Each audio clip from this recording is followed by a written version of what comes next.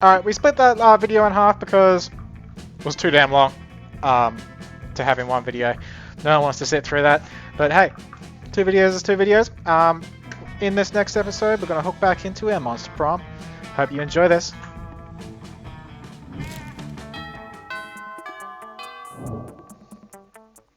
All right.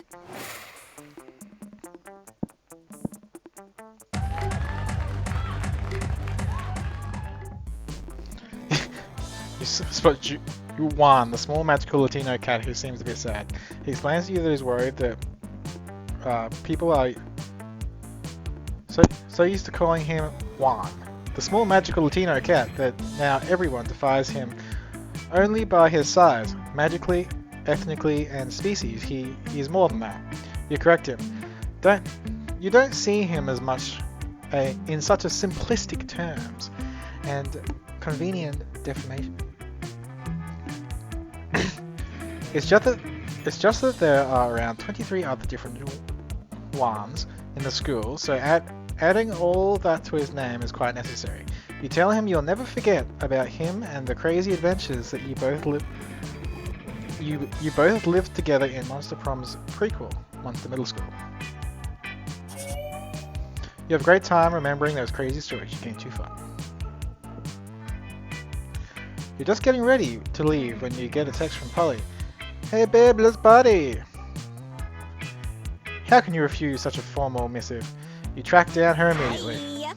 Hey, you got my text? That's good, because I need some help brainstorming. I'm going to a party tonight, but I'm pretty sure it's going to be lame, and that needs to change. See, it's a costume party, you know, where everyone dresses up as their favorite humans. I'm going as a sexy tax attorney. But I'm not sure even the sexiest tax attorney can rescue this party from the depths of lamitude. So got any ideas to help spice things up? You got some ideas, and they're the spiciest.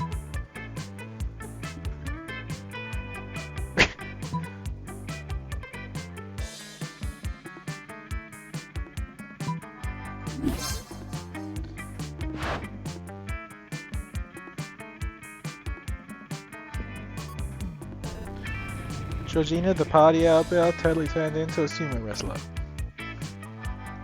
Larry the Lich looks exactly like a former United States President, Abraham Lincoln.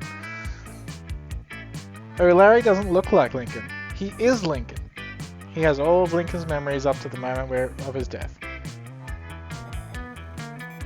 Every newly transformed human at the party comes complete with a full lifetime of memories of childhood, family, friends. They have no recollection of their lives as a monster, and they are all currently going insane from cognitive dissonance. Haha, Manny the Manicore just turned into a retired cop who is screaming for his estranged wife and two sons.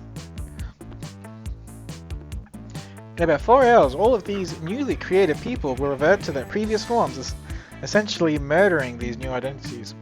In the meantime, you and Polly have a great time scaring the shit out of actual humans and streaming it online. You gain 2 creativity and 1 fun.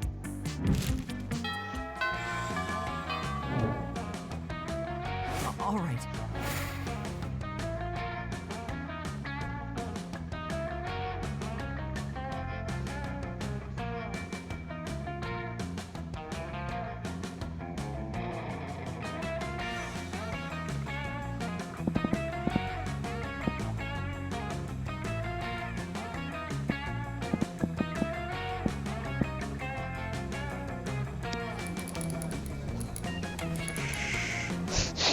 That day you spend some time on the library's PC sending malicious spam emails in hopes of stealing other people's money. It doesn't sound very nice, but who's really the one to blame if they respond in such a blatant scam? You lose 10 karma, which isn't a stat in this game, so who cares, and you gain 2 money. Later you see Polly floating around, her ghostly glow less ghastly than usual. Oh hey Bowser, I'm just hovering around, a little low today. Everyone seems hyped about love, and I love being hyped, but I'm not really sure how this love thing works, you know. I thought I was in love once, I met a beautiful girl at a party and I felt this strange magic. My temperature rose and I felt even floatier than usual. Everything was so bright, beautiful, and ecstatic. Then I remembered I'd taken literal ecstasy, so it was probably just a classic mistake, am I right? I had some pretty good highs, but they say being in love is the greatest high of all. Next time I'm on a date with someone, what can I do to fall in love? Or float in love, since gravity doesn't actually affect me. Oh, you don't want Polly to float in love with another person, but you like Polly too much to not help her, despite the consequences.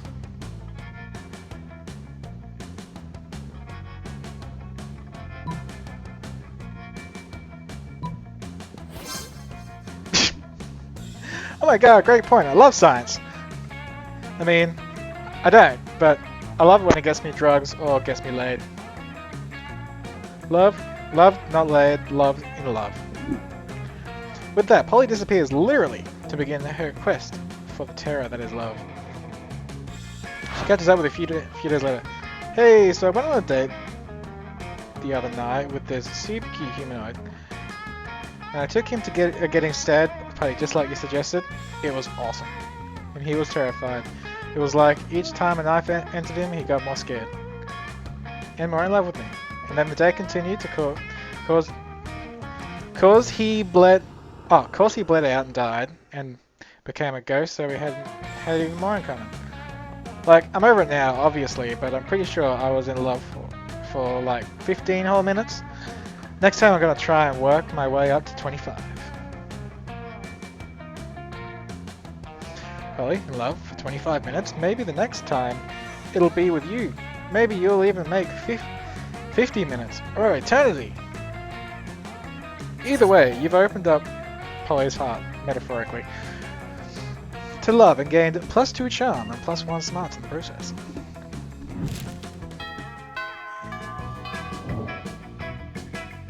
All right. I'll stick with it. I'm in deep now. Leo and Polly aren't alone at their table. They were flanked by two beefy hobgoblins in school security uniforms. What do these two bodyguards? They aren't bodyguards. They're food guards. Principal Giant Spider found out we weren't eating during lunch, and he assigned guards to us because he thinks we have an eating disorder. And we do have an eating disorder. It's called being dead. Except it's not an eating disorder. It's an identity and a lifestyle. Death style. Whatever. The point is, they won't let us leave until we've eaten our food, which will be never. And I have a meeting of the Smug Superiority Club to conduct next period. I can't be late. If you could just figure out a way around these food guards for us, I'd be super grateful, like in a sexy way. Ooh. Well, you can't say no to that. Time to enact your fiendish, clever plan.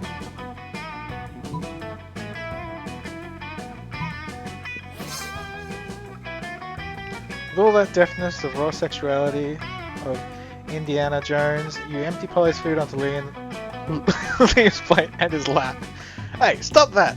It's too much food. I can't even artfully arrange it for a decent food picture. Meanwhile, it seems I've eaten 100% of the food on my plate. No problem, nothing to see here. Luckily for you, Polly and the hobgoblins are complete idiots. With no objective permature, they instantly believe Polly's lie. You traitors, I thought we were in this together. You thought? That was your first mistake. I stay high all the time, so I'd never think. You and Polly ditch the cafeteria, and then ditch school, and then do so many drugs, and end up in a ditch. So responsible. Very nice.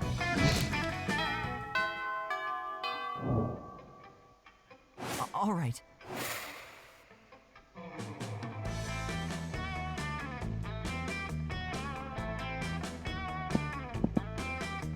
Yeah, let's see what's going on with the team. That day, an epic dodgeball match takes place.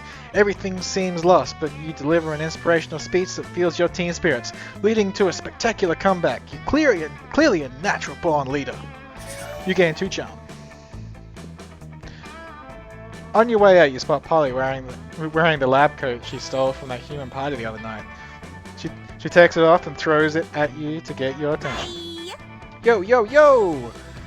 That human party convinced me I want to be a scientist, but not any kind. A party scientist. What's a party scientist, you asked? Why, it's just a scientist who is dedicated to discovering the secret to the raddest party.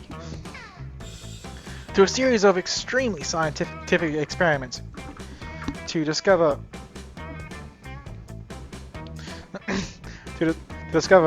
what exactly makes a party good, so I can distill whatever it is into a vial and drink it. Or just have really good dope parties all the time. Anyway, I'm going to the bar mitzvah tonight, and I need your scientific advice. What can we do to push this party over the edge? The electric slide, but with actual chemistry. Yep, I've done it. I had to tear the heart out of an atomic bomb, but I've done it. I've isolated the element partarium, the life of the party. Now slip this solution into the bar mitzvah's water supply. The effects are instantaneous. All around, you boys are becoming men, and men are becoming party animals. And not just all around the bar mitzvah, all around the city. The bar mitzvah's water supply was also the city's water supply. You party so hard you cause serious damage to the local infrastructure. Mayor Grim Reaper declares the next day to be National Hangover Day. Whoa, what happened? Oh wait, I remember. Science! Chemical warfare has never been so fun. You gain +2 fun and +1 smarts. Ah yeah! All right.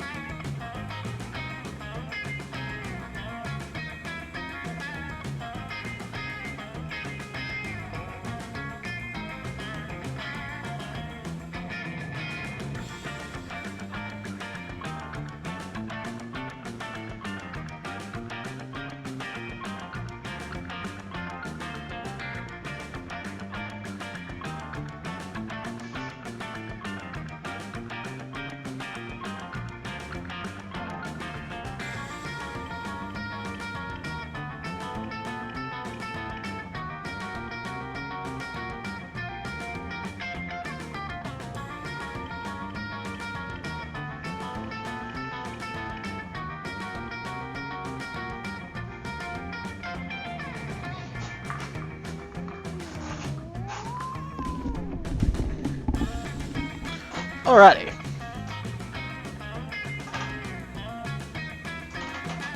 What's going on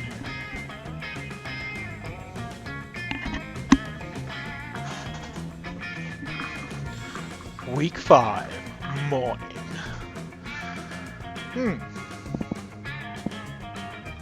Outdoors? Gym. Bathrooms. Bathrooms. Gym. Outdoors. Another rave.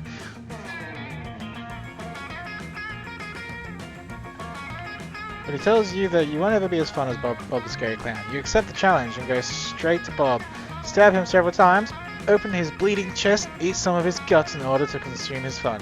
Really? Do you think that's how it works? Well, you're going too fun. From poor Bob. Cool. Across the way, you see Polly flailing around wildly. There's a possibility that it's some kind of strange new dance move.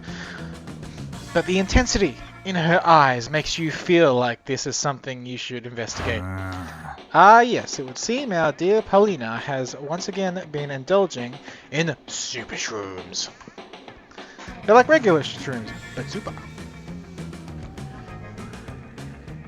You hear a blood-curdling shriek and see a series of bright flashes. Polly drops her phone on the ground and crumples in horror. You and Liam go over to her to help her to your feet. Did you see that? Did you see that? The part where you took a selfie shrieked in a blood-curdling shriek and crumpled to the ground? You do realize you can simply delete a bad selfie. No, Liam, not the selfie! That evil binding light. Blinding?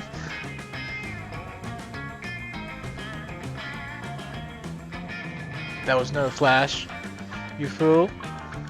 That was the final proof I needed for something I suspected a long time. Specifically, ever since I took those super shrooms. That my phone is evil. And now it has stolen my soul. Using arcane phone magic. I told you those shrooms were super. Sure, walk away. You don't have to believe me. I know that's true. Super shrooms are what allowed me to finally understand the truth of my phone's sinister intentions. Bazza, you believe me, don't you? You have to help me get my soul back. Of course you believe, Polly. With logic like that, how could you possibly not?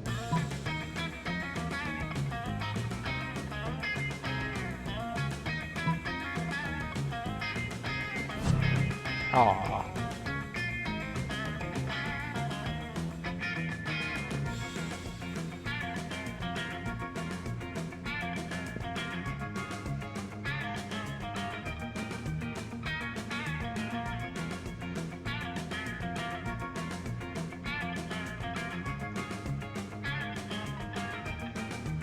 Expel the spirit, you begin, and then you sneeze and trip over your huge fucking feet and throw the holy water.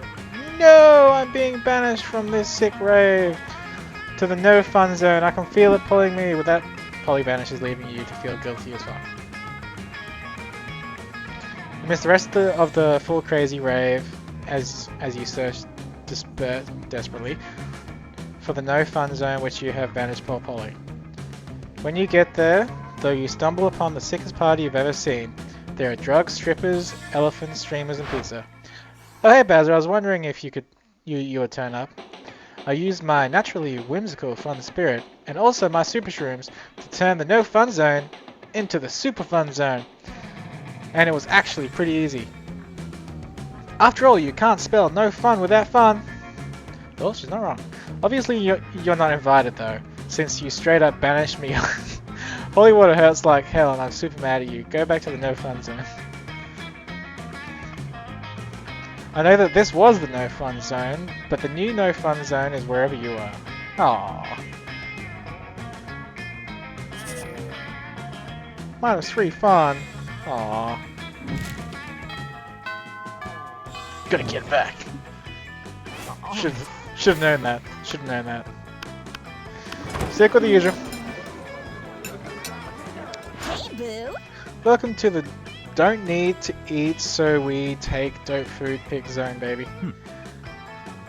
We believe that food, like heavy construction machinery should be seen, not tasted.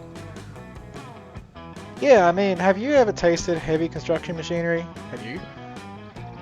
I don't know, maybe. My weekends are usually kind of a blur, like last Saturday. There'll be plenty of time to chronicle your sexploits later, Polly. Right now, we need to focus on these food picks. While even Polly were busy bantering, you were busily arranging your dope food pick on your own. Now you complete your masterpiece.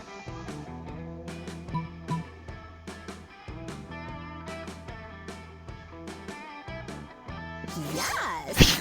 Of course. Liquid lunch.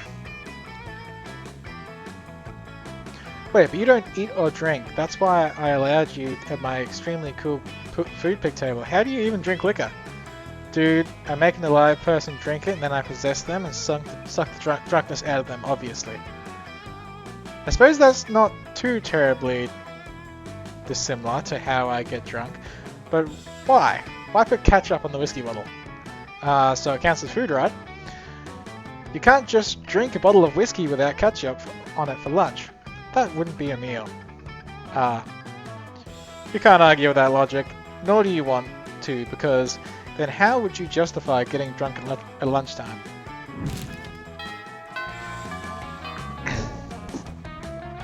All right. Where are we? Evening.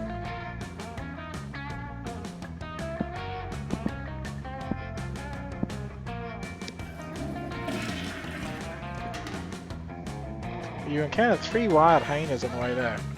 Who the fuck runs security here? Anyway, you subdue them with the help of a hair comb. God bless the monster scouts. And all the idiotic scenarios they prepared you for. By the time you get to the bathrooms, you've totally gained 2 boldness. Later you see Polly is even more excited than usual, and you decide to see what's going on. Yep. You know I've been doing a lot of soul searching recently, get it? And I think I've finally figured it out. Who I really am, I mean, my soul emoji. The emoji that speaks the truth of my soul. I think a lot of people would say I'm like the winking ghost emoji, or the paler emoji. But those are just who I am on the outside, you know. My real soul emoji is pink heart with a blue arrow through it. It's like I'm sweet, right? But I've also got a dark side. Plus the arrow through the heart is how I was killed. What about you? What's your soul emoji?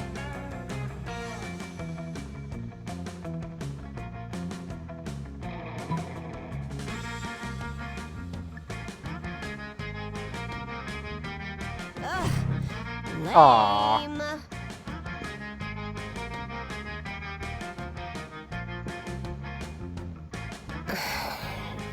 Didn't think she was gonna be into the hole. My heart's next to yours. Oh, I'm going downhill fast.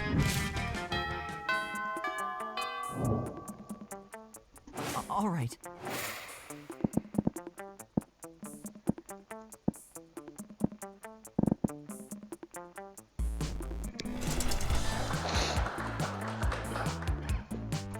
Once it seems like you aren't getting into any the classic creativity boost from the auditorium. But afterwards, while talking to your classmates, you're having trouble conveying your point in a discussion, so you decide to convey it through music. You start singing and suddenly everyone joins in a kick-ass musical number. It's so amazing that the people whom you were arguing totally get your point and change their minds. Once the song is over, you gain +2 creativity. But none of that matters because tonight you're going on a date with Polly to the casino.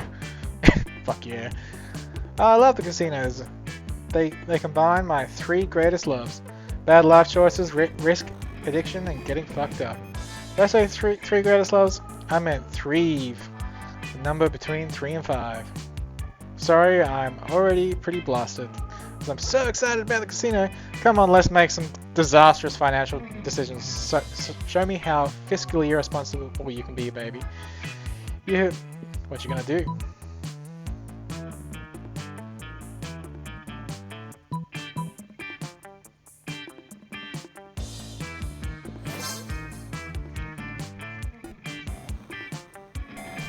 Put it all on red.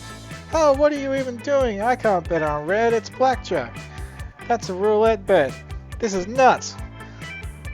The dealer shrugs and takes your money. She turns over the next card. Oh my god, it's red. 7 of diamonds. You won, you won. That's not how it works, the dealer explains. In blackjack, you have to... Just then, a ball flies loose from the roulette table and strikes the dealer in the forehead, killing her instantly. Sick, more ghosts. And that ball totally landed on the red card. So we win, double win. Well, you know what they say. All is fair in love and blackjack. You grab as many chips as you can from the table and bet it before the beat it before the cops arrive, gaining +2 money, +2 boldness. Yeah. All right. Sticking to it. Fine, Polly and Scott are huddled up at your chosen table. If these two are together, there can only be one thing. Masters. I hereby call this meeting of the Prank Masters to order. Prank Master Hal, present and a present and a can of 4. Charismatic Geist, all dressed up and ready to prank. Hey, how come you get to be the chairman? Well, which one of us can throw chairs around the room without ghost powers? Well, I don't have get ghost powers, so... Oh, you, I get it. Chair, man, but... No time to argue, Scott. We've got to come up with a baller food prank before the end of lunch. Oh yeah, okay. What if we ate all the food like a good boy? Is that a prank? No, Scott, for the last time, that's not a prank, and I don't eat.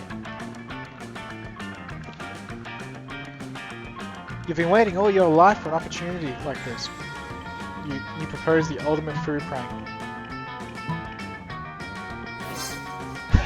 Replace the food with chairs? Okay. Yes. You know what they say, when life gives you chairs, do pranks with chairs. But I've never heard of a coach say that. Doesn't sound like the kind of thing he would say though.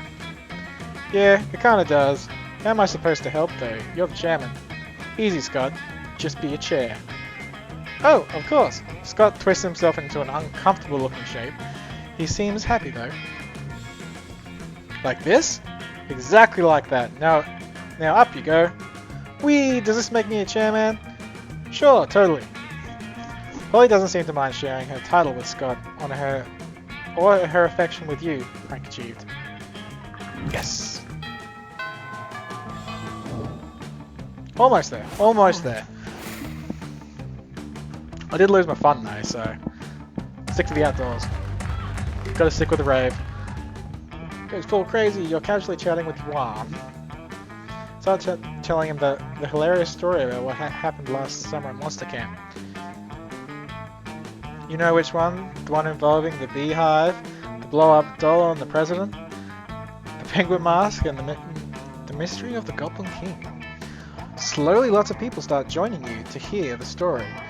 By the time you say where the Goblin King was, 100 people or so burst into hysterical laughter. You turn on a mobile app that captures all the laughter and turns into too fun. But none of that matters. You're late to meet Polly for the more party experience. Alright, our research is progressing. Well, so far. We've got a very limited sample size. I need to know we can make any party the best, just not some parties. So tomorrow morning, we're gonna crash. A funeral! If we can make that fun, we can make anything fun. So brainstorming time, how can we put the fun back in the funeral?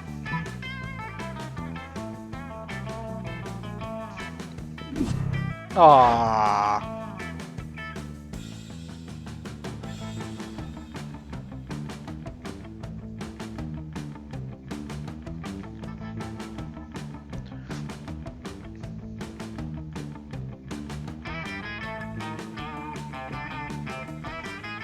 I'm gonna join a convent and spend eternity scaring the shit out of nuns. Polly doesn't make it 10 feet before she forgets about the convent and finds some new drugs to do. She also forgets about you lose. Aww.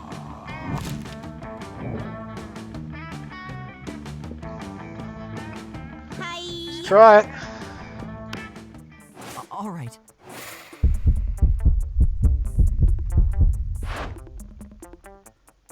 Aw, sad.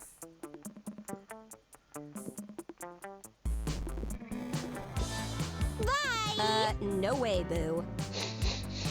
That was a fail.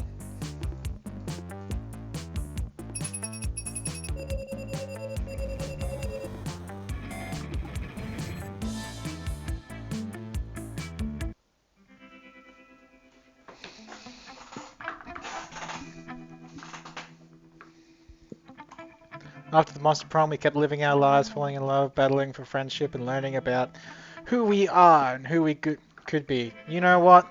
Like it always does, life happens. And it was wonderful.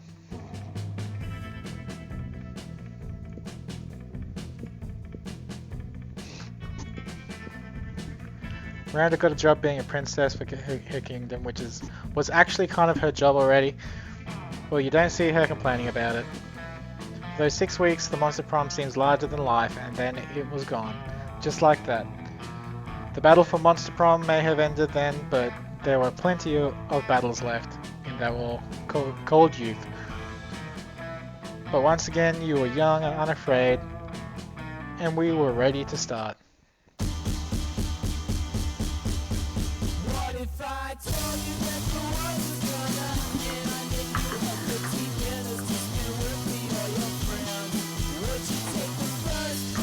Well, that was a thing. Guess I'll try again. I might, for the next run, just super quick get through that end part, try and see what the ending is. Might take the same route, try and hook Polly, and we'll see how we go. Thanks for watching. We'll put that one in the next video. Like and subscribe if you so wish, and we will see you next time. See ya.